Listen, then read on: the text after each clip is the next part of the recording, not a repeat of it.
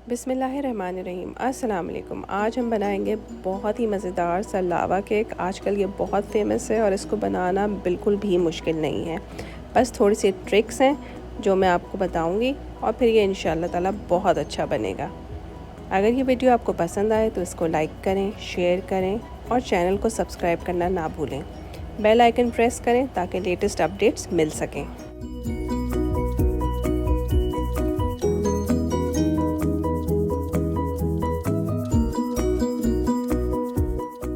Ingredients की list आपने देख ली। इसमें सबसे इम्पॉर्टेंट टिप ये है कि हर चीज़ रूम टेम्परेचर पर होनी चाहिए। अंडे और बटर आप पहले से ही फ्रिज से बाहर निकाल के रखिए। Okay, let's start our process. सबसे पहला स्टेप है हमारे पास चॉकलेट को मेल्ट करना। चॉकलेट को मेल्ट करना थोड़ा सा ट्रिकी होता है। अगर आप इसे बहुत गर्म कर दें तो इसका फ़ैट कंटेंट अलग हो जाता है, उसकी वजह से चॉकलेट बिल्कुल बेकार हो जाती है। तो इसलिए जब भी आपने इसको मेल्ट करना है, बहुत एहतियात के साथ मेल्ट करना है और डायरेक्ट हीट पे नहीं मेल्ट करना। इस वक्त आप देख रहे होंगे कि मैं एक बड़े बोल के अंदर तेज़ गर्म पानी डाल रही हूँ और उसमें मैंने बीच में स्टैंड रखा हुआ है। उस स्टैंड के ऊपर एक छोटा बोल रखूँगी और उसके अंदर मैं चॉकलेट और बटर डालूँगी। पानी की हीट से ये थोड़ी देर में खुद ब खुद ही मेल्ट हो जाएगा। दूसरा तरीका ये है कि आप इसे माइक्रोवेव में मेल्ट कीजिए। 30 सेकंड के लिए गर्म कीजिए, बाहर निकाल के देखिए, फिर 30 सेकंड के इंटरवल से इसको गर्म कीजिए। इस तरह से 1 से 1.5 मिनट इसे गर्म कीजिए। थोड़ी देर में चॉकलेट बहुत अच्छी तरह से मेल्ट हो जाएगी। फौरी तौर पे चॉकलेट का पूरी तरह से डिज़ोल्व होना ज़रूरी नहीं है, क्योंकि पानी गर्म है, उसकी हीट इसको मिलती रहेगी और चॉकलेट खुद ब खुद मेल्ट हो जाएगी। तो इसलिए बिल्कुल परेशान ना हो कि आप ज़ोर ज़ोर से इसमें स्पैचुला चला रहे हैं, चम्मच चला रहे हैं, इसको मेल्ट करने की कोशिश कर रहे हैं। टाइम दीजिए इसको, ये खुद ब खुद मेल्ट होगी। दूसरी इम्पॉर्टेंट बात यह है कि चॉकलेट का अच्छा होना बहुत ज़रूरी है, क्योंकि लावा केक का पूरा टेस्ट इसी चॉकलेट के टेस्ट पर डिपेंड करता है। तो इसलिए मैंने डार्क चॉकलेट ली है। आप भी कोशिश करके ऐसी चॉकलेट लीजिए जिसमें कोको का कंटेंट जो है वो 55 to 70% हो और वो सेमी स्वीट हो, जिसकी वजह से जो है वो बहुत अच्छा और मज़ेदार फ्लेवर देगा आपके लावा केक को। ये देख लीजिए, ये थोड़ी देर रखा हुआ था और आप देख सकते हैं कि चॉकलेट मेल्ट होना स्टार्ट हो गई है। इसको अच्छी खासी हीट मिल गई है, बोल भी गर्म हो गया है, तो मैंने इसको सेपरेटली रख दिया है। जब तक मैं अपना दूसरा काम करूँगी वो इस हीट से खुद ब खुद पूरी तरह से डिज़ोल्व हो जाएगी। बार बार मैं रिपीट कर रही हूँ, इसको आपने स्पैचुला नहीं मारना, बार बार वेट कीजिए, ये खुद ब खुद मेल्ट होगी।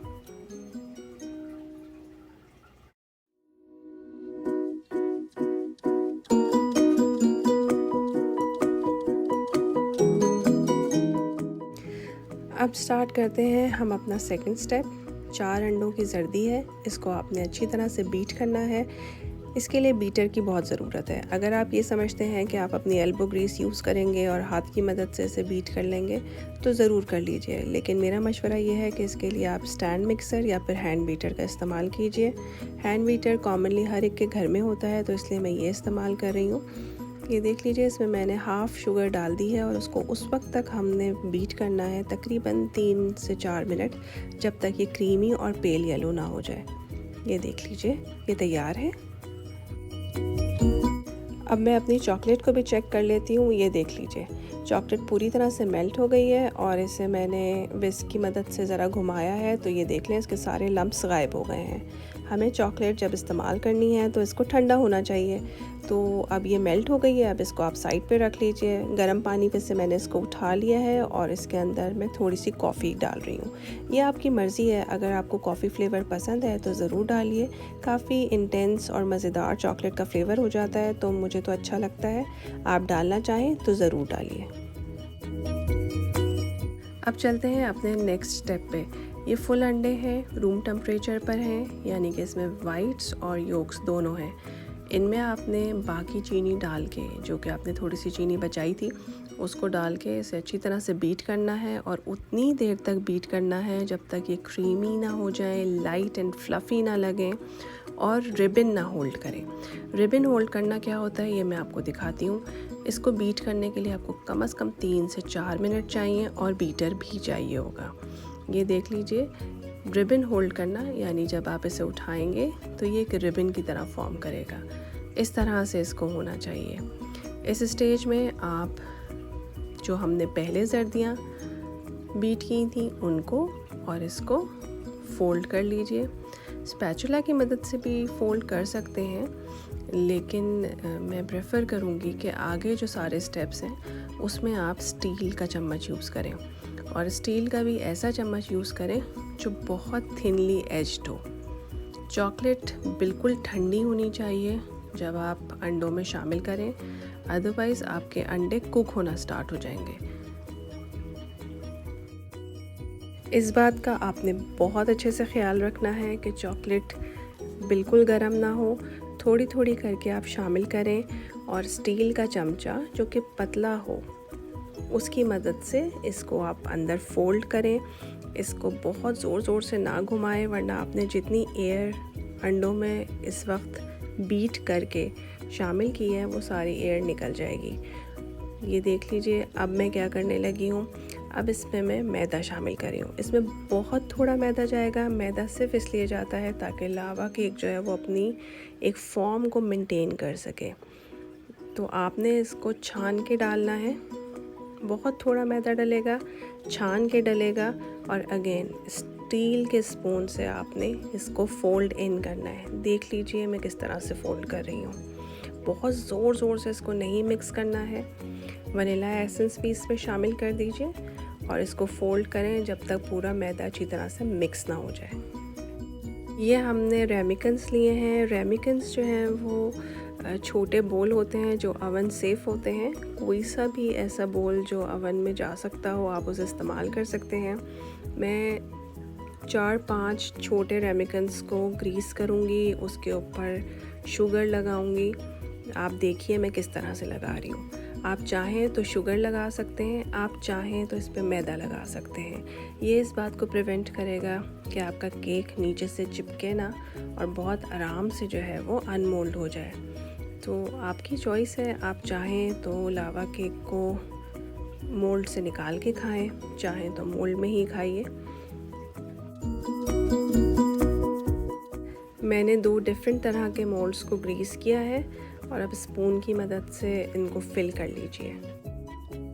मैंने मोल्ड्स को बिल्कुल ऊपर तक भरा है, तो लावा केक भी मेरा जो है वो बड़े साइज़ का होगा।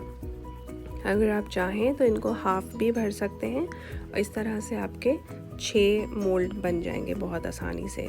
और अगर आप चाहें तो एक बड़ा लावा केक भी बना सकते हैं किसी बड़े बोल में।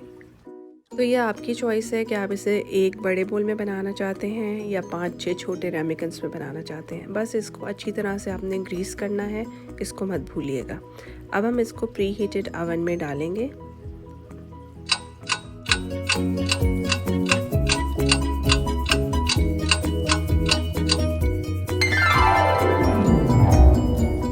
ये बहुत ट्रिकी स्टेज है, आपको ये मैं सिखा नहीं सकती, मैं सिर्फ आपको बता सकती हूँ कि अगर आपने रेमिकन्स में बनाना है तो ये तकरीबन 20 मिनट में तैयार हो जाएंगे। और इनके तैयार होने का आपको ऐसे पता चलेगा कि ये साइड्स को छोड़ देंगे और सेंटर में से, मिडल में से वॉबली होंगे, यानी कि ऐसा लगेगा कि गीले हैं।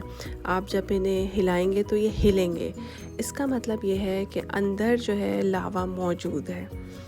ऊपर से सारा केक कुक हो गया है और अंदर से ये gooey है। ये आपको ख़ुद अंदाज़ा करना है। अगर आप इसे ओवर बेक कर देंगे तो अंदर से लावा बिल्कुल ड्राई आउट हो जाएगा।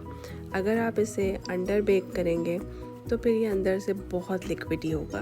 तो अगेन आपकी चॉइस है कि अगर आपको बहुत लिक्विडी चाहिए तो भी ठीक है, फिर आप ऐसे खाइएगा। लेकिन मुझे बहुत लिक्विडी नहीं चाहिए होता, मुझे ऊपर से फर्म चाहिए और अंदर से gooey चाहिए। आइडियल लावा केक वही होता है जो बहुत आराम से किसी भी प्लेटर में टर्न हो जाए और जब आप उसको ब्रेक करें तो उसके अंदर से गुई सा लावा निकले। वो इतना लिक्विडी ना हो कि केक कच्चा हो अंदर से, और ना ही वो इतना पक जाए कि उसके सेंटर में कहीं लावा हो ही ना। तो बहुत ख्याल रखना है। बिल्कुल सही टेम्परेचर पे इसको ओवन में आपने डालना है। 20 मिनट्स आपने इसको देख लेना है फ़ौरन। 20 से 25 मिनट्स इसका टाइम है। आप 18 मिनट से आप इसको चेक करना स्टार्ट कर दीजिए। अगर आप इसे एक बड़े बोल में बना रहे हैं तो वो तकरीबन 40 मिनट्स लेगा, तो आप 35 मिनट से उसको चेक करना स्टार्ट कर दीजिए। अब चलते हैं सबसे ट्रिकिएस्ट पार्ट की तरफ। ये बहुत गर्म है, 2-4 मिनट इसको रेस्ट दीजिए और फिर इसे अपने प्लेटर में उल्टा कीजिए। अल्हम्दुलिल्लाह ये निकल आया। अगर आपने अच्छे से डस्ट किया होगा तो ये डेफिनेटली बाहर निकलेगा। ऊपर से इसके आप पाउडर्ड शुगर को छिड़कें।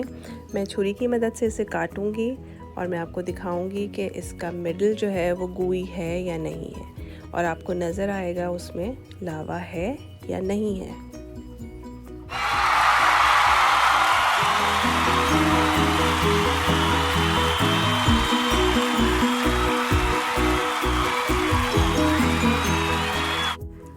अल्हम्दुलिल्लाह बहुत अच्छा केक बना है, और वाकई इतना अच्छा बना था कि हमारे यहाँ तो मिनटों में ख़त्म हो गया।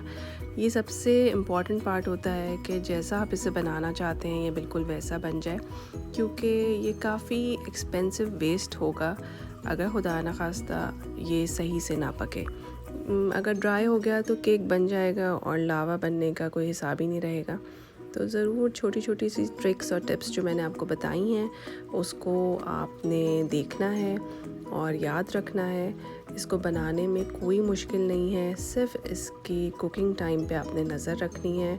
इंशाल्लाह ताला बहुत अच्छा बनेगा। इसको स्ट्रॉबेरीज़ के साथ सर्व कीजिए, चॉकलेट सिरप ऊपर से ड्रिज़ल कीजिए, कोई अच्छी मज़ेदार सी वनीला या चॉकलेट आइसक्रीम लेकर आइए, उसका स्कूप इसके ऊपर रखें। गरम गरम केक के ऊपर आइसक्रीम मेल्ट होगी, फिर उसके ऊपर आप चॉकलेट सॉस डालें और स्ट्रॉबेरी डालिए और बहुत मज़े लेके खाइए।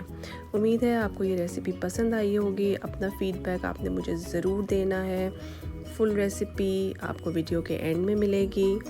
हमें इंस्टाग्राम पे फॉलो कीजिए, चैनल को ज़रूर सब्सक्राइब करें।